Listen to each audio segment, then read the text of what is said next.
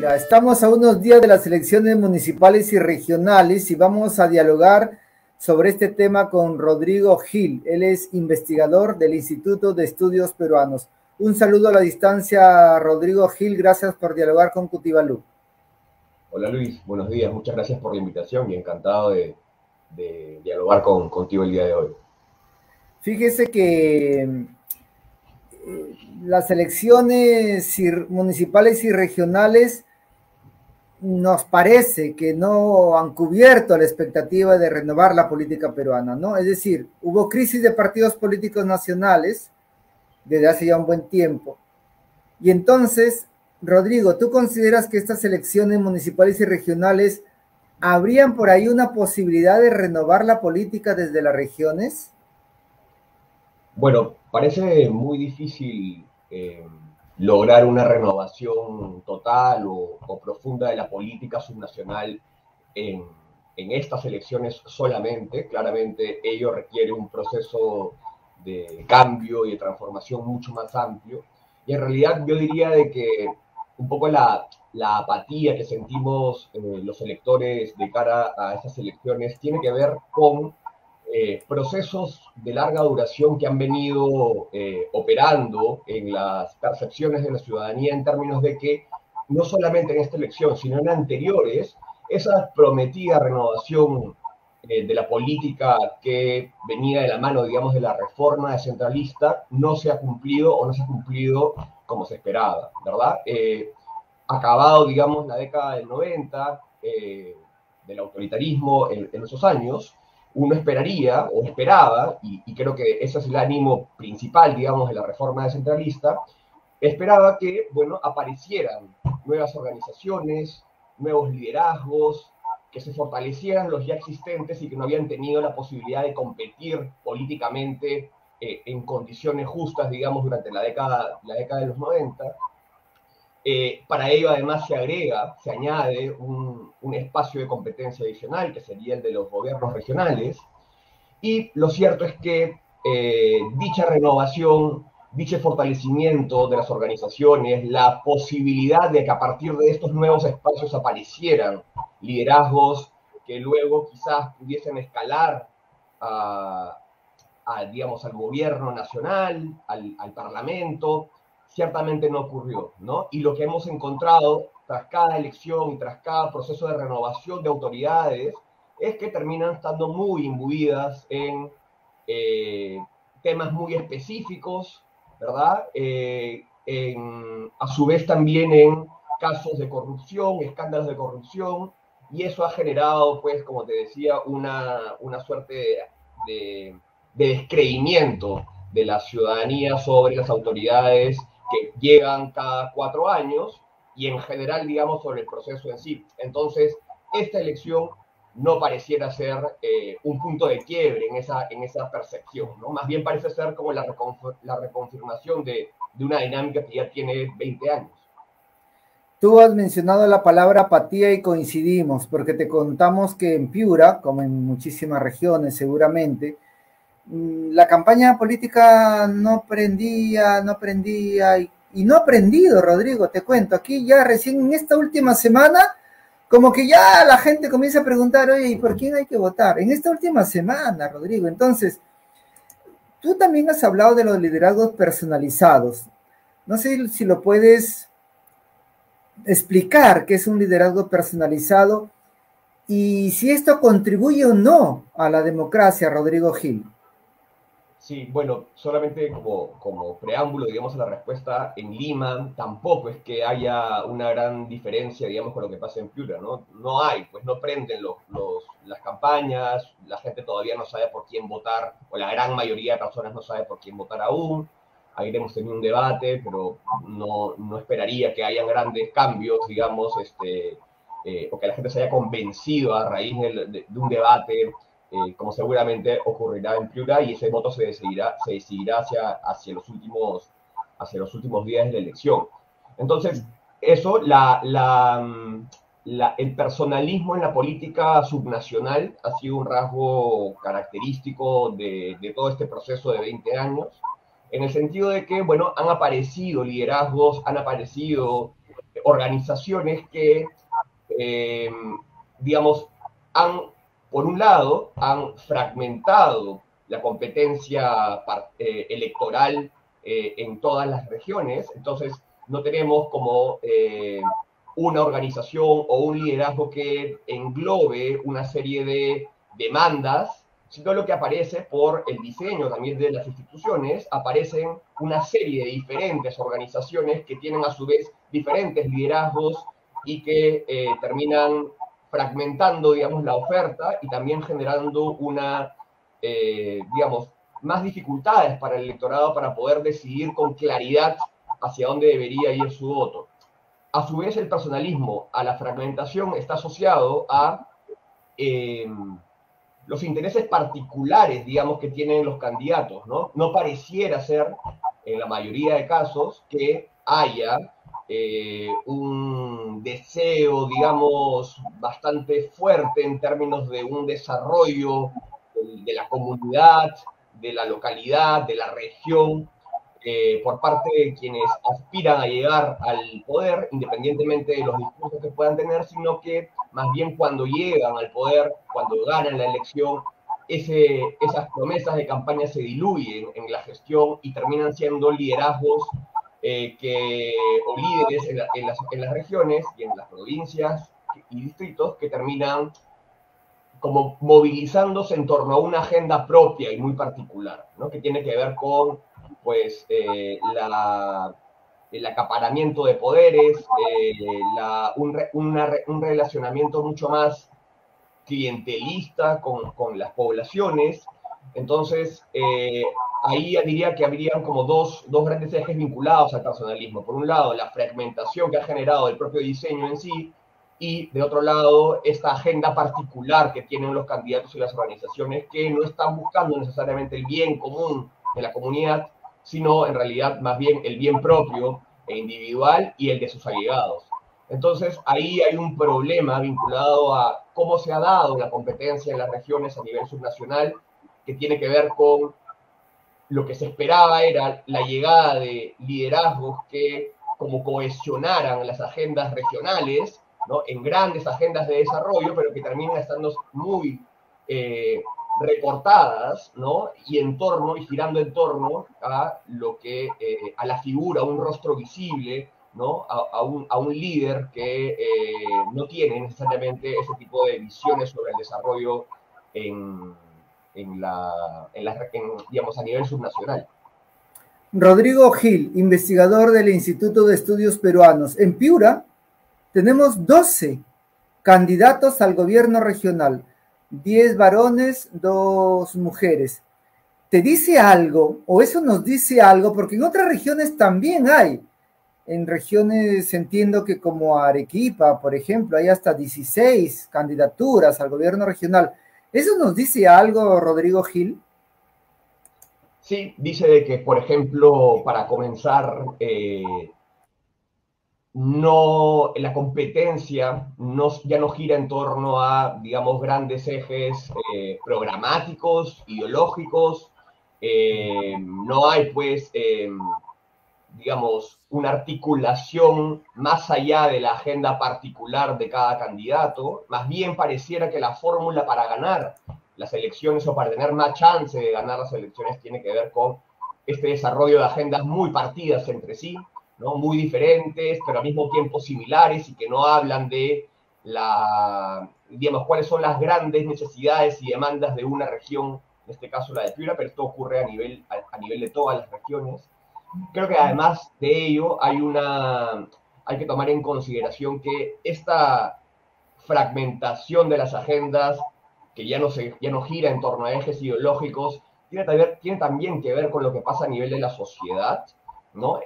Los ciudadanos que en principio debían ser quienes fiscalizaran el poder, quienes se comprometieran más en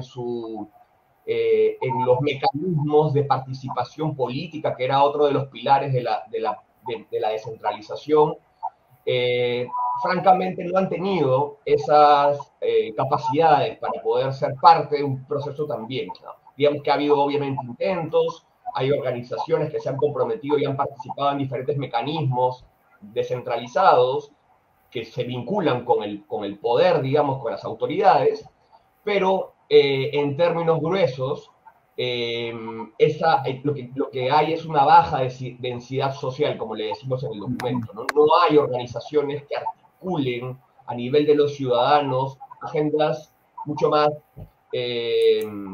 grandes, de mayor alcance y que tengan una posibilidad de vincularse con la autoridad para discutirle, para fiscalizarle, para hacer contrapeso, digamos, a su poder en las regiones. Entonces, hay ahí un problema que va de ambos lados, ¿no? De un lado, dificultad de cohesionar agendas más amplias y otro lado, una ciudadanía que no tiene o tiene pocas capacidades y tiene poco interés muchas veces para ser parte del proceso democrático. Entonces, esto genera que la democracia se vea afectada por ambos procesos, digamos, ¿no? O por ambas dificultades, ¿no? Por un lado, uno de los pilares de la democracia, digamos, es la rendición de cuentas de las autoridades.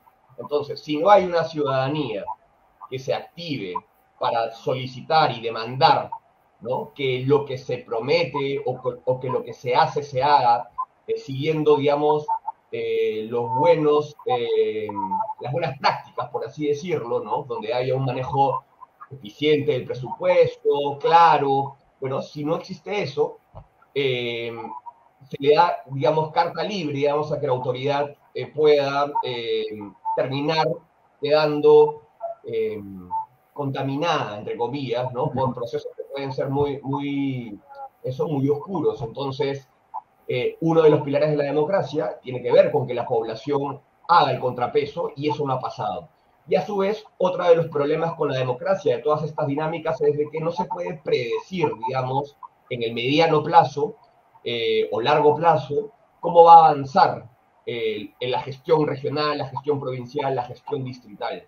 Sabemos que al ya no haber reelección, digamos, de las autoridades, quienes llegan al poder tratan de nuevo, conquistar la mayor cantidad de espacios y de recursos posibles para su beneficio particular, y esto genera que no se puedan desarrollar proyectos de larga duración donde los políticos aprendan a ser políticos en la cancha, ¿no?, a ser autoridades, digamos, sino que todo termina siendo muy volátil, ¿no?, muy fluido, y esto pasa en Piura probablemente y pasa en el resto del Perú también. Rodrigo Gil, fíjate, coincidimos contigo cuando nos dices que no hay intereses colectivos que se impulsen desde la sociedad civil. Tiene que ver con esta corriente neoliberal que para nosotros no es económica solamente, sino que es una corriente que abarca lo social, lo político, lo económico, lo cultural. Digo, y esta corriente prima mucho el individualismo.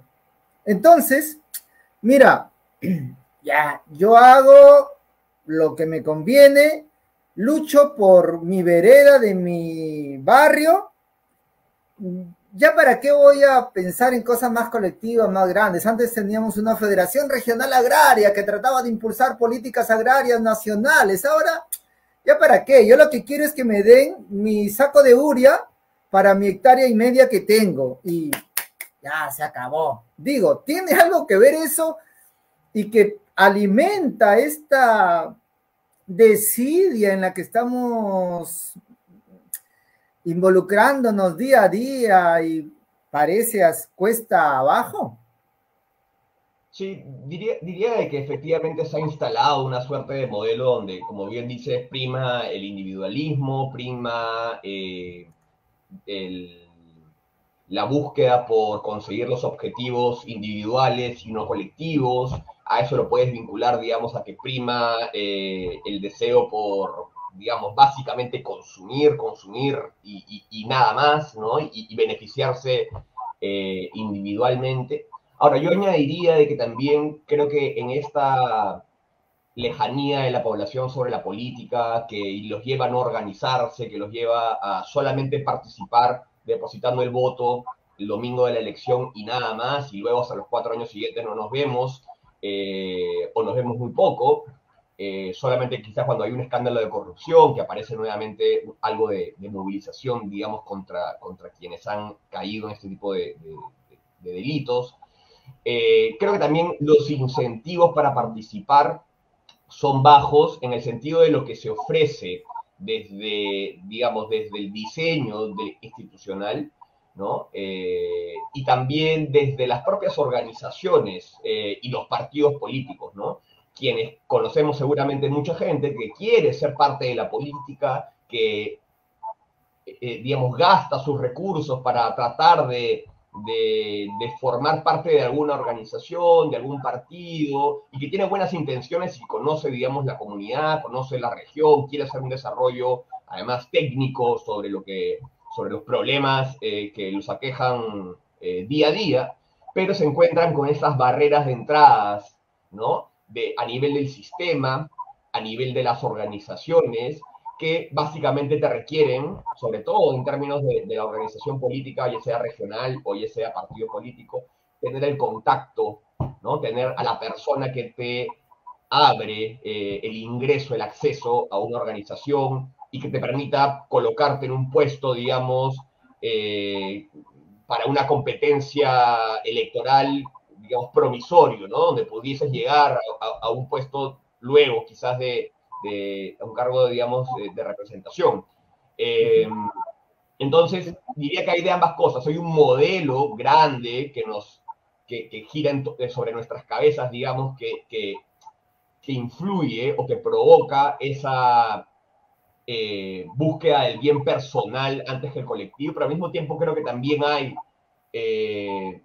temas vinculados al reglamentarismo y temas vinculados a cómo los partidos y las dinámicas propias de los partidos y los movimientos regionales que son, en definitiva, puertas de acceso y de salida a la política, ¿no? O a la competencia política. Y eso genera que la población diga, bueno, ¿para qué?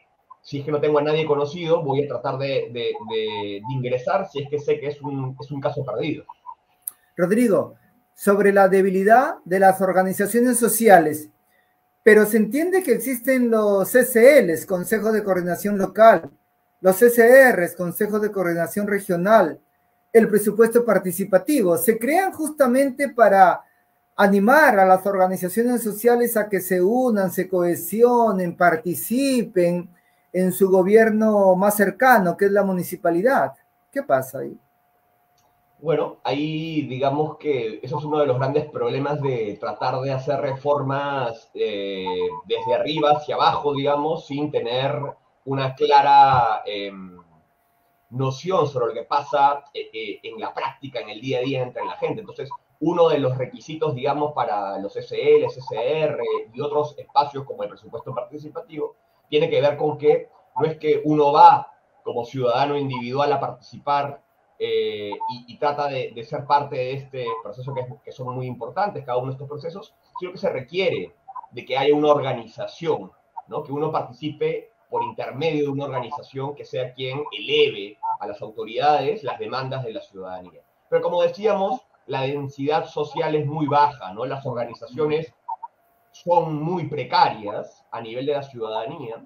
Entonces, ¿qué podríamos esperar que ocurriese del lado de estos mecanismos de participación descentralizada que requieren ese tipo de organización, pero que en la práctica no existen o que existen de manera muy débil? Entonces, ahí hay un problema, digamos, casi de la fundación, ese tipo de mecanismos, ¿no? Entonces, terminan siendo espacios para las mismas organizaciones permanentemente, quienes sí tienen un poco de capacidad o algunas capacidades para poder armar y cohesionar algún tipo de pedido y llegar, ¿no?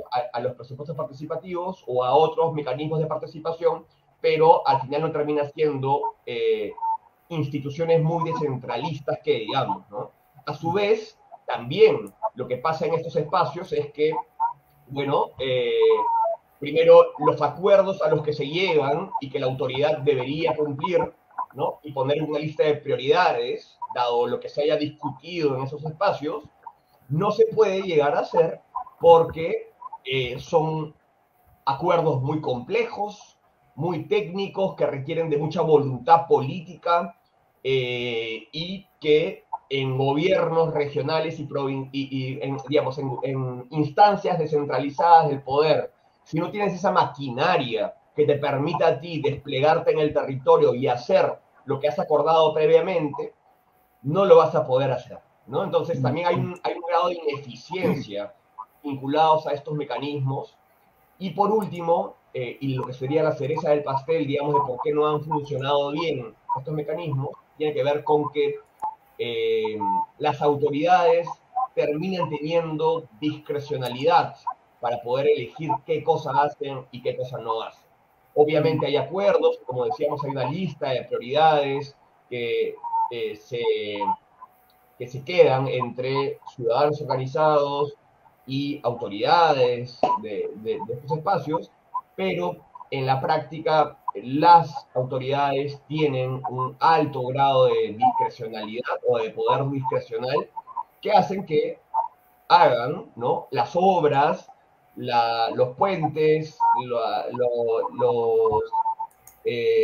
las canchas de fulbito de quienes básicamente ellos quieren, ¿no? Poblaciones a quienes quieran atender, porque tienen algún tipo de compromiso anterior de la campaña, porque están proyectándose una participación luego a partir de ese espacio. Entonces, ese alto nivel de discrecionalidad de las autoridades ciertamente genera perjuicios a las poblaciones o al gran bienestar general de la población en las regiones y, por supuesto, también para la democracia, ¿no? Porque ahí hay un quiebre con la representación, ¿no?, entre autoridad y ciudadanía. Yo voto por alguien y si esa persona llega al poder, espero que atienda por igual mis demandas con la del resto de mis pares, digamos, y de mis conciudadanos. Pero lo que pasa en la práctica es que quienes llegan al poder terminan estando o atendiendo a quienes más les conviene porque están pensando en cuál va a ser su siguiente paso una vez acabado el gobierno subnacional. Rodrigo Gil, del Instituto de Estudios Peruanos. Entonces, frente a todo este panorama un poco triste y desesperanzador, ¿no?, que lo que nos indica es que tenemos que refundar el Perú. Pero bueno, eso ya tendremos que discutirlo, analizarlo, y si es que decidimos hacerlo nos llevará años y años y años. Centrémonos en estas elecciones que ya se avecinan. A ver, ¿qué podemos esperar, Rodrigo Gil, después de este domingo 2 de octubre? ¿Tú cómo lo ves? No importa que seamos más desesperanzadores, la idea es ser realistas. Con franqueza, ¿estas elecciones regionales municipales nos van a ayudar a algo realmente, Rodrigo?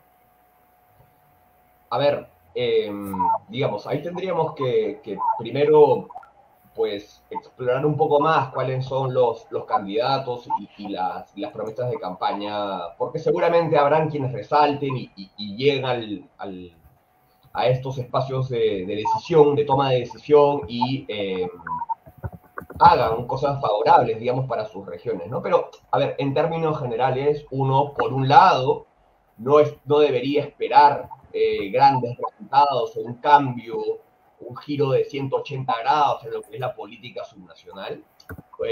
Uno debería esperar, digamos, un poco más de lo mismo, pero de nuevo, sabiendo de que habrán seguramente candidatos y candidatas quienes sí tengan agendas claras en caso de llegar al poder, ¿no? Pero eso, en términos generales uno debería esperar de que vamos a seguir viviendo en esta inercia de hace 20, 16 años, ¿no?, sobre lo que pasa a nivel de la política subnacional. De otro lado, uno debería esperar de que, pues, digamos, la fragmentación política a nivel de las regiones siga aumentando.